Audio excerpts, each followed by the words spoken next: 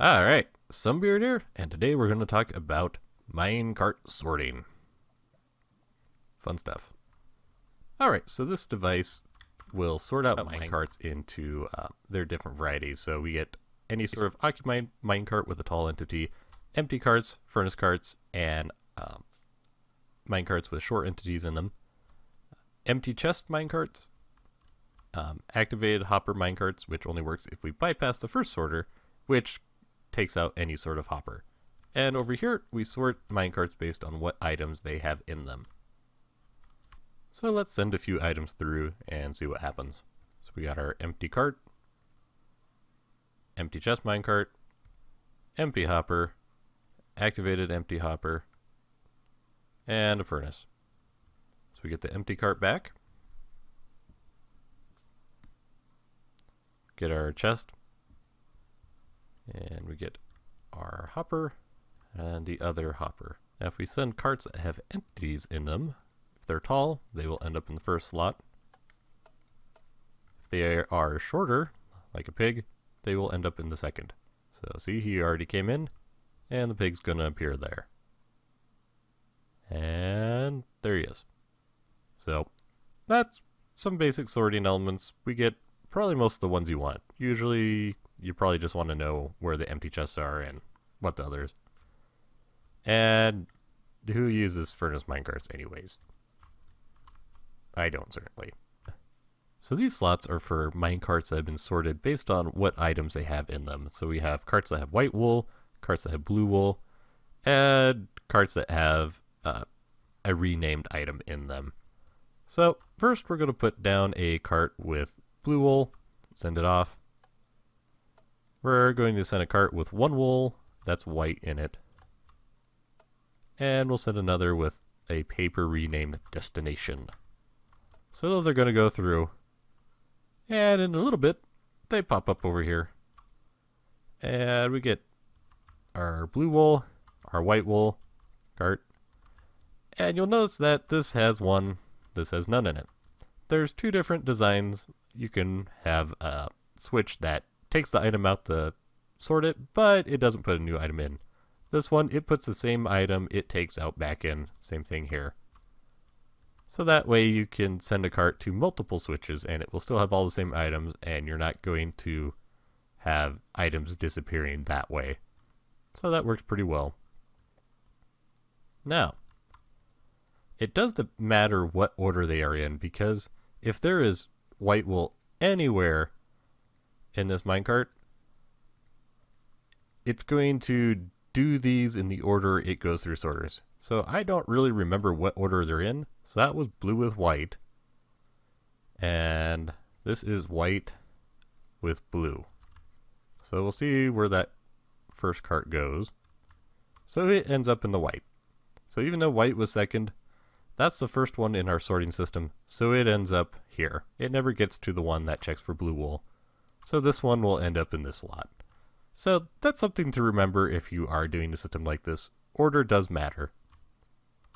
Now, since we're using renamed items, if we put a regular piece of paper, it's just gonna disappear because we don't sort that, so we just throw it in a garbage bin way at the end. We can't even see it. So, yeah, that's generally how this system works. So let's go over the different switch designs that are used in this build. First, we sort out minecarts that have passengers, specifically tall passengers. So a player or any sort of tall entity, we'll go back and we can bypass the whole system and send them on a different track, whatever we want. So it's very simple. That's all there is. There's just a tripwire. We put it through a repeater to the switch, and that's all there is to it.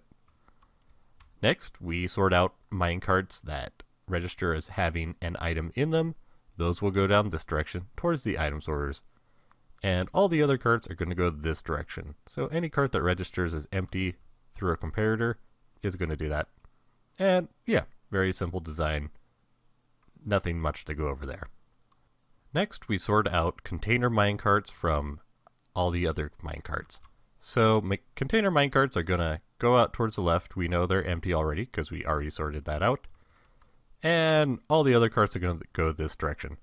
So furnace carts will go this way, regular empty minecarts will go this way, and minecarts that have short entities will also go this way.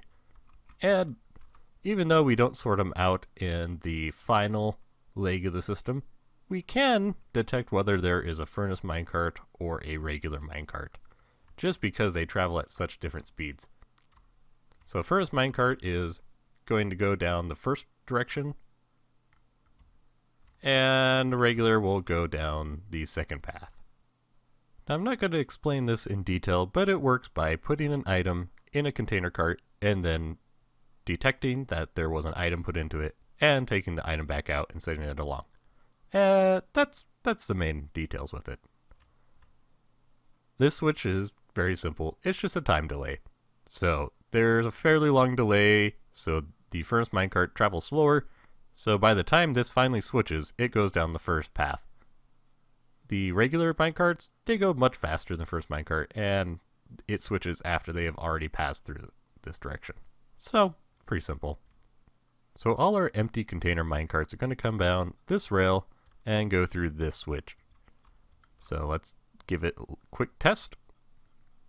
So we have a hopper minecart and a chest minecart. And this is going to tell whether there is a chest minecart or a hopper minecart. Alright, so our hopper minecart went that direction and our chest minecart went this direction. I'm not going to explain in detail, but the way this type works is hoppers take items out of containers at a much faster rate than a chest minecart would receive items just from a hopper.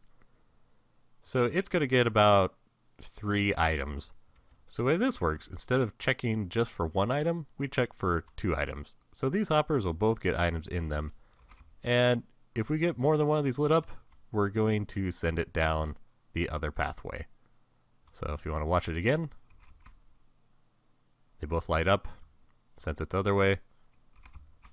One lights up, it goes the default way. One thing to keep in mind with this design is that an activated hopper minecart will act the same as a chest minecart. So you need to put an activator rail here that isn't powered to make sure that hoppers are in their default state and work the same. Next, we're going to sort out 2 different kinds of hoppers. So, if we send an unactivated hopper, it's going to go left. If there is an activated one, it acts just like a chest, so it goes to the right. Pretty nice.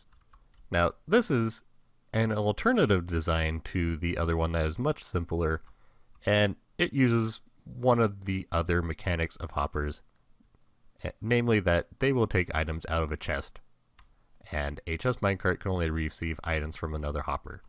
So if we had this like we did before, we put a chest through, it's going to go down the right path.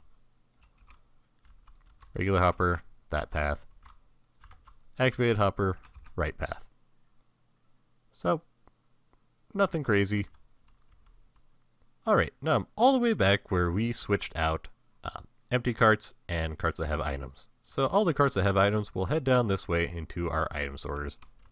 So, if we have blue wool, send that down, it's going to go through the second switch. White wool will go through the first. Our renamed item will go through the third switch.